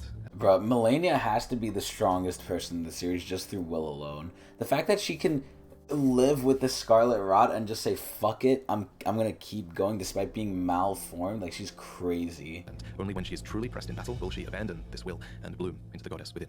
Melania's first blood was during her fight against Radahn, and releasing her Scarlet Rot was a last-ditch effort that would forever taint the land of Caelid and cripple Radahn. So whatever she was fighting for in this fight against Radahn, somehow it was worth this terrible act. In general Damn. terms, at least, it's clear that Malenia was fighting for her brother. Apart from the times where she relapses into being the goddess of rot, she is known as the Blade of Mikla. She actually goes to great lengths to tell you this. I don't know if you heard. Despite being the toughest She boss in loves Prince of history, Mikla. she's actually fighting for his right to godhood, not her own. In Malenia's own words, her brother Mikla possesses the wisdom, the allure of a god. He is the most fearsome Empyrean of all. For his part, Mikla did a lot to earn his sister's dedication, not the least of which was inspiring her armor and a prosthetic of unalloyed gold.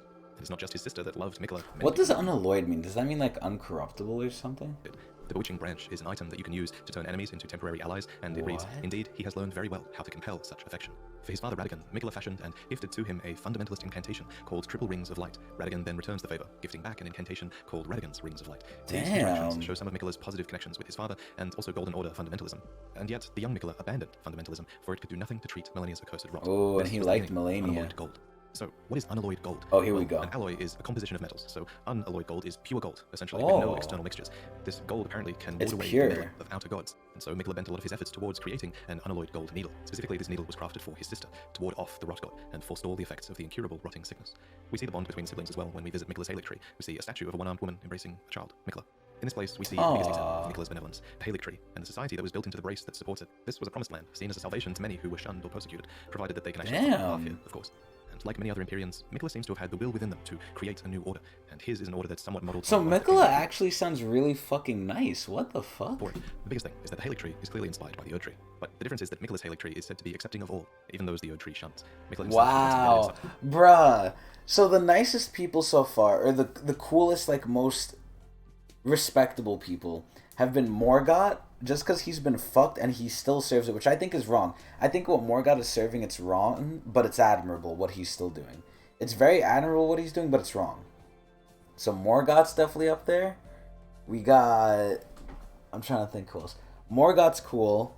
Melania's pretty cool because she's trying to serve her brother. And her brother, Mikkel, is really cool. Radagon's pretty cool.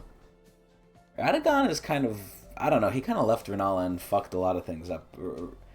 Radagon is kind of fucked up. Side of the Erdtree, and he watered it with his very own. Mikkel is so cool, though. Tragically, however, he was ripped out of this womb during the Shattering, and his Erdtree ultimately failed to grow into an Erdtree, becoming a misshapen husk instead. Damn. But that's the story for another day. There's also a ton of cut content to do with Mikkel, and he's one of the most mysterious demigods, who I'm sure we'll learn about more later.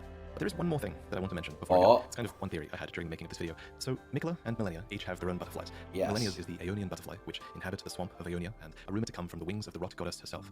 And I think it's fair to say that Mikkel's butterfly is the nascent butterfly, which appears as if it's just emerged from its cocoon for its entire life. Oh this my, look at Mog taking freaking Mikkel. Tree. But there is, of course, a third butterfly, right? There's the smoldering butterfly. It's said to be an eternally burning butterfly that serves as kindling. Now bear with me, but it's my theory that this butterfly is a reference to Melina, who the Blade of Calling calls the kindling maiden, and the one who walks alongside flame. This might suggest that Melina is a sibling to Malenia and Mikla.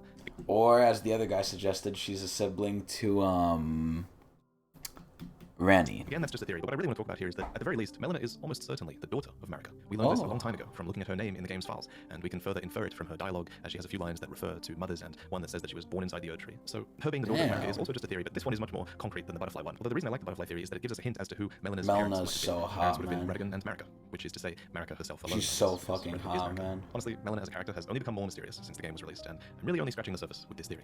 But speaking of times before Elden Ring was released, back then, a long time ago, I commissioned this piece from a renowned artist named Marco, and now I'm so excited to reveal it for the first time. This storybook scene is heavily inspired by the early looks. Okay, so this is the end. Alright, no one cares. Next. So far I'm getting it, though. In the lands between. Is it the It same begins in a guy? cosmos, far away, with an outer god called the Greater Will. I think this There are guy's a the lot same of outer gods guy. mentioned in Elden Ring. You can think of these kind of like the Great Ones of Bloodborne. They're distant beings. They're all powerful and they're quite unknowable by design.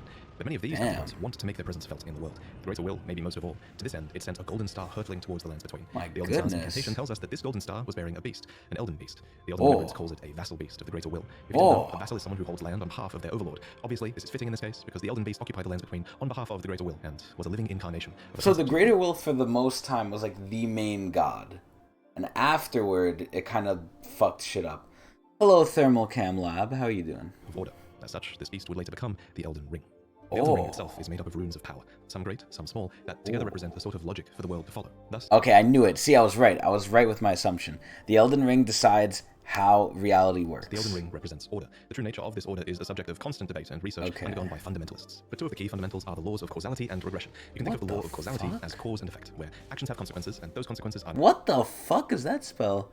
Doing good with making videos? Yo, me too, man. Me too. These are the We always out here trying. relationships between things. Then there's the law of regression that states that all things eternally yearn to converge and return to their roots. Fittingly, then, the Elden Ring is housed within the Erdtree, which towers over the lands between. But it's very important to stress that life in the lands between did not begin with the Erdtree, the Elden Ring, or the Elden Beast. So they were there before the The Elden lands between Ring. were occupied well before the Greater Will came. There were other beings here. There were other factions here. There were other gods here. And there Oh was my even god, the another Erdtree giant. here The before fire the giant. And this is where a huge twist regarding the Erdtree comes in. Oh. So there are incantations in the game called aspects of the Crucible. Ew, look at that thing. What the fuck? According to their descriptions, these are manifestations of the Erdtree's primal vital energy. Oh my god, he grew a tail. And I quote, they are an aspect of the primordial crucible where all life was once blended together. But how could all life be blended together in the Erdtree if the Erdtree appeared after life existed? Well, there can only be one answer, right? That the Erdtree is a parasite, and it took over a tree that existed here before. This ancient tree was called the Great Tree. Oh, what? So the Great Tree was almost certainly the location of this primordial crucible, and it must have been a very powerful primordial force for the Greater Will to have commandeered. It might even be the reason the lands between is important to the Greater Will in the first place. It also explains why spells and enemies related to the Great Tree's crucible would eventually be looked down upon. For example, the Knot Talisman is fashioned from a knotted vestige of the crucible, and it was considered a signifier of the What the fuck is the crucible? divine in ancient times, but is now increasingly disdained as an impurity as civilization has advanced. Enemies related to the crucible are the Omen, the Misbegotten, and the Crucible Knights, and all three of them would So these are actually the original before the Greater Will, before the Erdtree. This is what was there beforehand, and these were like what would be considered like, I guess, holy. be shunned, enslaved, or imprisoned. Those who speak for the Erdtree don't want you to know its roots, so to speak. According to the spell Protection of the Erdtree, in the beginning everything was in opposition to the Erdtree, but through countless victories in war, it became the embodiment of order. So the Erdtree wasn't even good at first. America's own words, the Erdtree governs all. The choice is thine. Become one with the order, or divest thyself of it. To wallow at the fringes, a powerless upstart. But the Greater Will needed more than a big tree. It needed loyal agents in the lands between. What to this end, the it has the two fuck? fingers, who are its envoys. The two fingers heirloom has a weird picture of them, but it reads, of course, fingers cannot speak, yet these are eloquent. Persistently they wriggle, spelling out mysteries in the air. wriggle? Thus do we gain the words of our faith. These What words the- are interpreted by the finger readers. These are the undying old crones that you would have found throughout the lands between. They What pass down the wisdom of the two hell? fingers, or at least Look at the way they sit. That's some fucking like crazy ass shit. They're oh my god, looks like they're taking a dump, but like in a really weird way. What the hell? Your fingers, please, your fingers.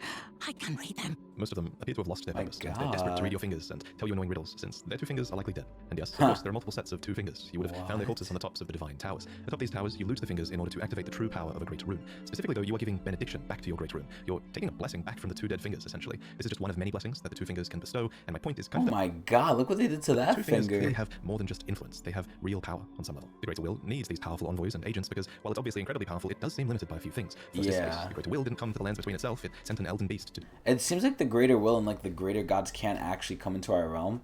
They're like the aspects from League. It's like they can't actively come into our realm, but they can like influence it in ways they want do to. its bidding instead. Why? Because why the fuck not? Second is time. There is a moment later in the game where your pair of two fingers go still because they're forced to commune with the Greater Will for guidance. When they are finished, the fingers will again offer their guidance. But thousands, if not tens of thousands, of runes must first pass, no matter for me. Damn. How will you ever manage to wait? Yeah, So the Greater Will honestly. needs a physical manifestation of order. It needs envoys to convey its will, but what it also needs is a god. Introducing Marika the Eternal. Oh. This utterly enormous mind map of Elden Ring's lore, and there's a reason she's at the center. Jesus. She's essentially the equivalent of Gwyn from Dark Souls, except unlike Gwyn, Marika didn't just crawl out of the dark and find power. To an extent, it seems like she earned it. She's you don't know much so about her origins, hot. except that she is of the Numen race, which is actually an origin that you can choose in the character selection screen. Numen come from outside the lands between, and are supposed descendants of denizens of another world, long-lived but seldom born. At some point, Marika was chosen as an Empyrean. What is an Empyrean? Well, an Empyrean is a being chosen by the fingers, as a candidate for godhood. As an Empyrean, Marika receives the aid of a shadow to do her bidding. So what is a shadow? Well, it's a wolf, shadow-bound to its Empyrean by the two fingers. Luna Princess Rani is another example of an Empyrean with a shadow-bound beast. You would have met live. These creatures are the Empyrean's very own shadow. They are completely loyal to their needs and, by definition, incapable of treachery. Marika's shadow is a beast called Malakath. Every Empyrean uses their shadow in different ways. Which is her half-brother. Marika's sole need of her shadow was as a vessel to lock away Destin's death. So what is Destin's death? Well, according to Enya, it's the rune of death. The rune of death goes by two names. The other is Destined Death. We mentioned earlier that the Elden Ring is made up of runes, and at some point, maybe when she was chosen as a god, Marika plucked the Rune of Death from the Elden Ring. She gave the Rune of Death to Malakath, her totally loyal shadow, who bore a black blade imbued with this rune.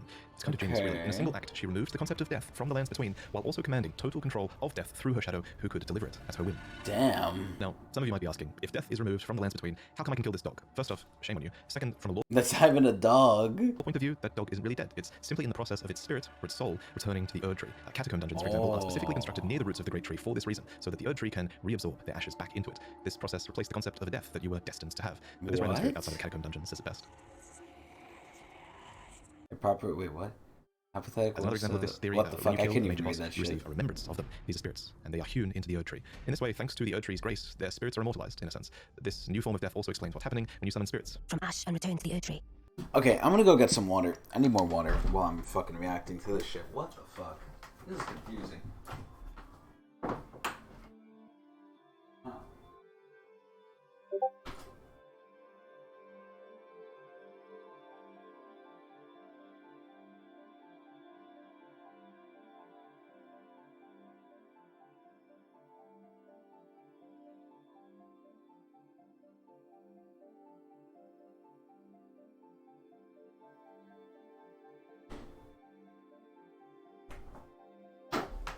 Oh, yes, sir.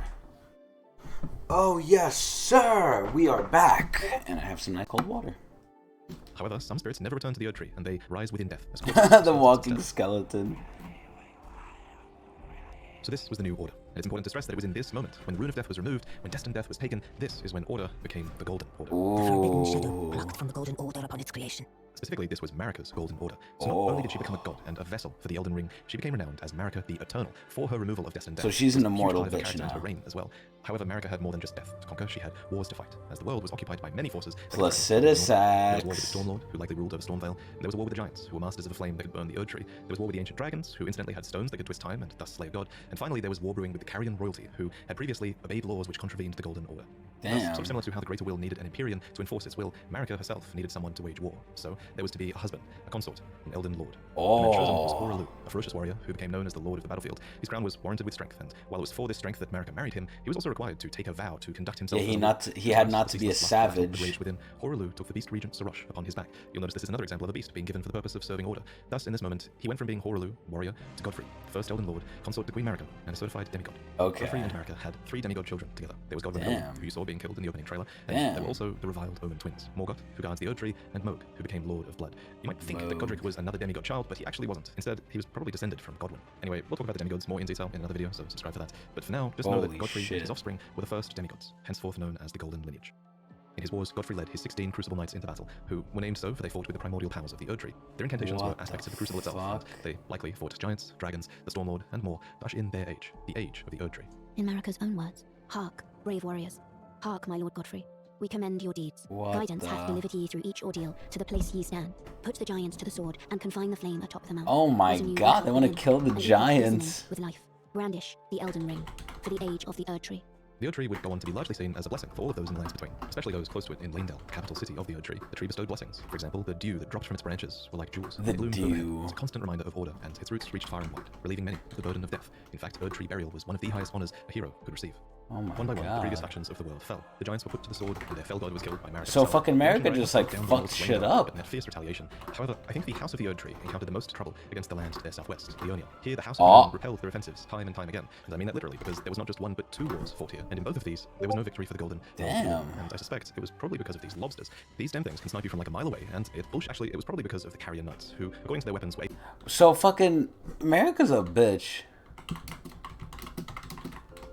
Oh my god. Let me rehear that. There was not just one but 2 wars fought here, and in both of these, there was no victory for the Golden nor for the Moon. And damn, so the Moon really was able to like just hold their asses back. Like they were actually able to fucking They were the only ones. Ranni's mom was the only one. The mages were the only one to be able to hold back the golden fucking lineage. That shit is fucking crazy. And I suspect it was probably because of these lobsters. These damn things can snipe you from like a mile away. The lobster? It was probably because of this guy's complaining about being ass. Were able to wield sorceress battle skills, and lobsters were not fewer than that 20, bad, this bro. power made them a match for even the champions of gold in battle. These enchanted knights were anointed by the Lunar Queen, a young astrologer who went on to establish the House of Karya as royalty. Oh, Renala, my stepmom. Royal Lucaria, where glintstone sorcery was studied, and united the Carian royal family and the learned scholars of Royal Lucaria defended their home from the golden aggressors. Jesus. The head of this great golden army was Radagon. Lord Radagon was a great champion, possessed of flowing red locks. Damn, so Radagon helped them and then joined the other side? So Radagon fought with Renala and then eventually married the He came enemy. to these lands at the head of a great golden host when he met Lady Renala in battle. These two champions clashed, fell in love, and joined their houses. Radagon Damn. once cleansed himself with celestial dew, repented his territorial aggressions, and swore his love to Renala. Yeah, which didn't The love of last. Erdtree and the fate of the moon were conjoined, and all the wounds of war forgiven. You might think it's strange that the Greater Will would permit this union, but it's not too odd, all things considered. As with most From Software games, sorcery and faith are just two sides of the same coin, and both of these powers stem from the cosmos. Radagon and Renala were known to have 3 children together. The Lunar Princess Rani, who inherited her mother's propensity for lunar magic, Radan, who took after his father Radagon and would go on to master gravitational magic, and Rykard, who pioneered new hex sorceries and would go on to feed himself to a great serpent. Hex It follows that sorcery. at some point after this, Yo, Radagon look began at to harm Marika, Tecnics, she's so doubts about hot. the Golden Order that she had had a hand in creating. In Marika's own words, I declare mine intent to search the depths of the Golden Order through understanding of the proper way. Our faith, our grace is increased. Those blissful early days of blind belief are long past. My comrades, why must ye falter? It is at this point that we should talk about Marika's motivations, her character. This is surely going to be one of those huge points of debate. in the coming years. Shit. For now, my working theory is that she wanted to discover the truth behind order and the truth behind the greater will, and she believed that bonds She had to be wanted broken to so that they could be think. better understood. She believes that there was great meaning to be found in hardship. Queen Marika held for us that we continue to struggle. No, Godfrey, no. his struggle ended at the end of his campaigns. According to his armor, he led the war against the giants, faced the Storm Lord alone, and then there came a moment when his last worthy enemy fell, and it was then, as the story is told, that the hue of Lord Godfrey's eyes faded. In truth, Damn. he was robbed of his grace. Then Marika sent him away. My lord, and thy warriors, I divest each of thee of thy grace. With thine eyes dimmed, ye will be driven from the lands between. What the Ye will wage war in a fuck? land afar, Look at him. and die. This became known as the Long March of the Tarnished, as Godfrey and his tarnished descendants walked away from the lands between. My but Queen Marika God. absolutely had a plan here, that Lord Godfrey and his descendants would one day return stronger, having struggled outside of grace. Then, What? after thy death, I will give back what I once claimed, return to the lands between, Oh, look at wage war, Marika. and brandish the Elden Ring, grow What strong in the the face of death. hell? Warriors of my lord, Lord Godfrey. Soon after, she found a new husband. Either that or a new husband was found for her. When Oh, Godfrey, first Elden Lord, was hounded from the lands between, Radagon left Renala to return to the Erdtree capital, becoming Queen Marika's second husband and king Jesus. consort, taking the title I think of Radagon's second Elden stronger Lord. than The mystery freaking remains Godfrey. to this day as to why Lord Radagon would cast Lady Renala aside, and moreover, why a mere champion would be chosen for the seat of Elden Lord. Whatever the Yeah. case, as a part of this union, Radagon's prior 3 children with Renala became demigod stepchildren, granted grace thanks to their new family tree. Renala was broken by Wait, this. let me read that Renala shit. What did that became say? demigod stepchildren, granted grace thanks to their new Godfrey became a demigod in the same manner via his new relationship with Family tree. Marika. Okay, so it all comes from Marika. None of them were like at all had godship or anything until they got with Marika, and Marika kind of it seeped into them from her. Renala was broken by this. And Oh, the she Queen got Seth reads, sad. when Renala, head of both the Academy of Royal Lucaria and the Carian royal family, lost her husband Radagon, her heart went along with him. And then those at the Academy realized that Renala was no champion after all. In the wake of Damn. Radagon's betrayal and Renala's poor judgment, Leonia struggled with civil war, with the Academy of Royal Lucaria on one side and the Carian royals on the other. Damn. It's here, during the age of the Erdtree, that Lunar Princess Rani, daughter of Renala and Radagon, stole a fragment of the Rune of Death. Oh, During the golden age of the Erdtree, long before the shattering of the Elden Ring, someone stole a fragment of the Rune of Death from Malekith, the Black Blade. As mentioned previously, Rani. Malekith was Marika's shadow, and he had sealed Destin's death in a black blade. Then a fragment, only a fragment, of this Rune of Death was stolen. And once this happened, Malekith went a step further in protecting Destin's death. He bound the blade within his own flesh, such that none might rob Death ever again. It was too late, however. Jesus. This fragment of the Rune of Death was used immediately, that night, to kill a demigod, Marika's own son, Godwin the God. That was the first recorded death of a demigod in all history, and it became the catalyst. Soon, Wait, so Marika's own son Godwin, right? So Godwin was killed by Rani, but Godwin is from Horalu, which means that Rani is not related to him at all. Potentially, unless Rani's from Marika, then it's her half-brother. So she killed her half-brother. the Elden Ring Damn. was smashed, and thus sprang forth the war known as the Shattering. Now, there is a lot of really credible evidence that Marika was behind this plot to have a fragment of the Rune of Death stolen. There's also a ton of evidence that Marika is behind the entirety of What the about Tarnished quest, Randy? but we'll talk about that in another video. For now, all you really need to know, in terms of the timeline at least, is this. After the marriage of Marika and Radagon, and after a fragment of the Rune of Death was stolen, Marika went on to shatter the Elden Ring, and Radagon attempted to repair it, to no avail. The Elden Ring had been broken into runes, some great and some small. You know, it's said that Lord Radagon harbored a secret. A famed sculptor of the Erdtree capital was once summoned to render Lord Radagon's likeness in giant stature, when he glimpsed the skeleton in Radagon's closet. And as such, it's said the great statue harbors his secret too. Of course, the huge twist in Elden Ring is that Radagon is Marika, or depending on what you believe, he became her, for she knew it was going to happen. In Marika's own words, O Radagon, leal hound of the Golden Order, thou art yet to become me. Thou art yet to become a god. Oh Let us god, be shattered. Marika's so Us, cool. mine other self. You can tell when From Software is keeping something a little bit open-ended, and of everything in Elden Ring's lore, this will also go on to be one of the biggest unknowns as we move forward. For example, the wording, thou art yet to become me, reinforces that Marika and Radagon were two separate entities before the Shattering. However, in contrast, there is also evidence that Radagon was always part of Marika. For example, Enya says that The demigods are each and all the direct offspring of Queen Marika.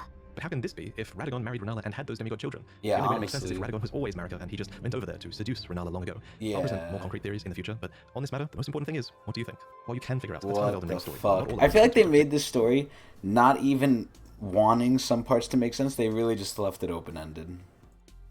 Certain things are, and this is one of them. And your interpretation is a big part of what makes this story special. What the At any rate, fuck? the union of Radagon and Marika seems to be a union of two fundamental opposing laws of the Golden Order. We mentioned these laws earlier, actually. There's the law of causality, and Marika is an agent of cause and effect. And there's the law of regression, as Radagon is a character who aspires to be complete and regress together. So I have a theory that forcing these two beings that represent these concepts together would have corrected Marika's deviance. But even so, she was imprisoned in the Erdtree for the crime of the Shattering. Marika's trespass demanded a heavy sentence, but even in shackles, she remains a god and a So, who did this to her? Was it the Greater Will that then said, okay, because you broke my Elden Ring, like, fuck you? vessel.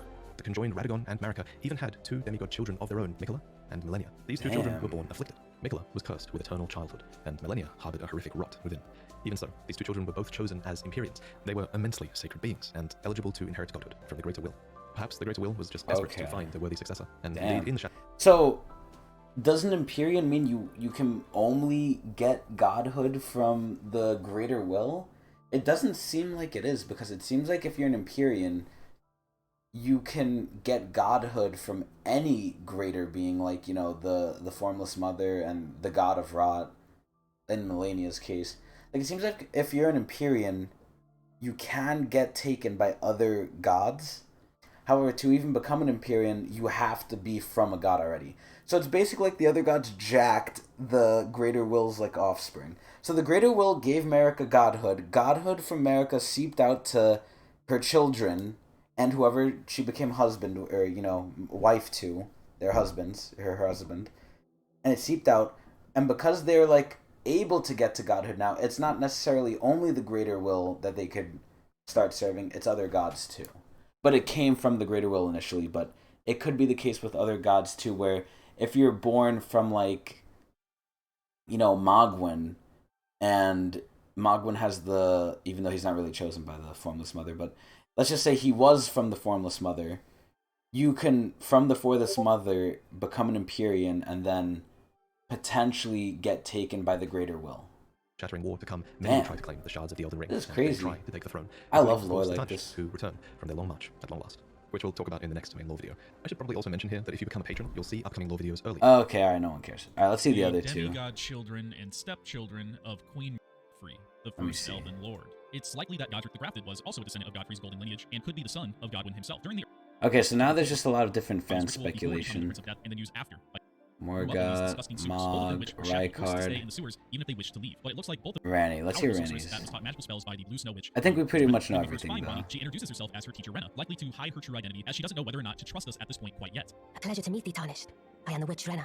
I'd heard tell of a Tarnished hurtling about atop a spectral steed, and upon looking into the matter, the talk I surmise is of thee. We don't know much about Ronnie's true strength before the Shattering. What we do know is what she wanted to do with her power. She wanted to break free from the Empyrean flesh, to no longer be influenced by the Two Fingers and the Greater Will. At the end So of she didn't want to be a part of the Greater Will. Oh my god, look at her bloody we can ass. see she's completed her task, finally killing her Two Fingers that was likely held up in the sky by her brother Radon. This is just the Damn. theory itself, but it's likely why there's a giant crater at the Cathedral of Manicelis. Ronnie's Two Fingers crashed down to Earth after we defeated Radon. We could then find the hidden eternal city of Nokron in order to continue Ronnie's quest, which ultimately is here at the body of her Two Fingers, where we can start a consortship with Ronnie and decide the fate of the world after we become the Elden Lord. Ronnie's power is mysterious, but she is clearly more powerful than we may even realize realize initially. She's mysterious because she wishes to be, and her She's a actions throughout fucking god, man. lands between, like her plot during the Night of Black Knives, really shows us how far she's willing to go in order to achieve what she needs. Also, Yeah, to the fact kill that her fucking half-brother. she can just repel and seemingly just not care when we attack her should show us all we need to know in regards to her power. Yeah, Finally, honestly. we have the twin prodigies, Mikola and Malenia. They are the result of the consortship between Queen Marika and Radagon, who I hope we all know at this point are the same person. Because of this, I'm not sure how Marika and Radagon could have ever even had children together. Yeah, Regardless of this honestly. confusion, they did have children, and these children were born from afflictions at birth. Malenia harbored the power of the rot god, making her the goddess of rot. Mikola was born of eternal youth, where we don't know the extent of this affliction because we barely even see Mikola. What I do know is that Malenia is the blade of Mikola. She reminded me, and I'm sure all of you of this, many times. Heed my words. I am Malenia, blade of Mikola. We know.